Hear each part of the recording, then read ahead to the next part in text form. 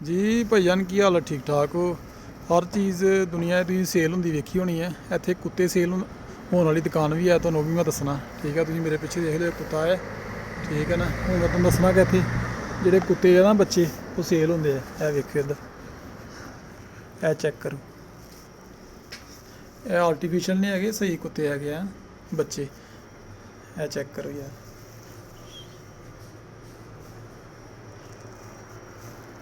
ਠੀਕ ਹੈ, ਇਹ ਖੇਲਦੇ ਨੇ। ਇਹ ਸੇਲ ਹੋਣ ਵਾਸਤੇ ਲਾਏ ਦੇ ਆ। ਇਹ ਇਹਨਾਂ ਦੇ ਫੀਡਰ ਹੈਗੇ ਆ, ਇਹ ਫੀਡਰ ਹੈਗੇ ਆ, ਉਹ ਉੱਤੇ ਫੀਡਰ ਹੈਗੇ ਆ, ਇਹ ਵੀ ਫੀਡਰ ਹੈ। ਠੀਕ ਹੈ, ਦੇਖ ਲਓ ਭਾਈਜਾਨ। ਕੋਰੀਆ 'ਚ ਤੁਸੀਂ ਹਰ ਚੀਜ਼ ਤੁਹਾਨੂੰ ਦੱਸਦੀ ਸੇਲ ਹੋਣ। ਕੁੱਤਿਆਂ ਦੀ ਦੁਕਾਨ ਹੈਗੀ ਹੈ।